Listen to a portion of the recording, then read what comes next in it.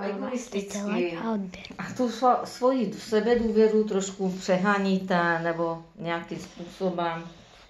Tak, egoistické myšlení se může otočit proti vám.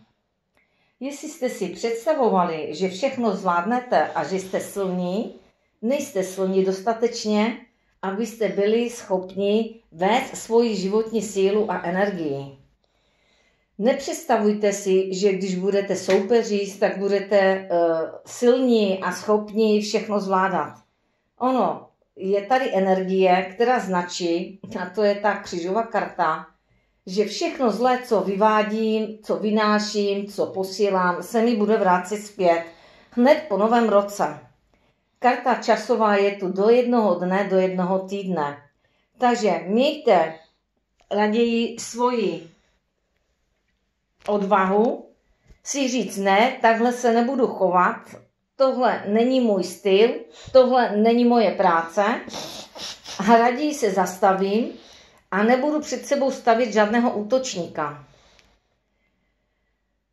Pokud máte podporu někoho podpořit, tak podpořte toho, kdo vám za to stojí. Číslo 5 je v práci nebo ve společenských vztazích netradiční postup v rámci práce, zaměstnání. S dětmi budete mít trošku problémy, protože si budou dělat, co chcou. Ta domovská a rodinná karta naznačuje problémy s dětmi. Vztahy bude vám chybět přešlapovat na jednom místě. Nejmě pokud používáte ego, tak to ego je možné, že trošku zraníte. Vaše strážci myšlenek budou něčím iritovat a budou vám skřižovat cesty. Takže vaše narážky se budou vracet zpět. Po zdravotní stránce dávat pozor alkohol, abyste moc nepřeháněli, potom si nevylívali zlost v opilém stavu, říkám opilém, protože se začne emoce nastavovat a všechno budete řešit, co je 5 roku staré. Vaše dny budou uskutečněné a příznivé, pokud se k životu budete stavět pozitivním směrem. Čím méně hádek, méně zlosti budete vydávat, tím lépe se vám bude dýchat. Příštím roce si dávejte pozor, co děláte, co vydáváte, protože se vám bude vracet zpět znásobené. Tohle je výklad kolektivní, nemusí s každým rezonovat.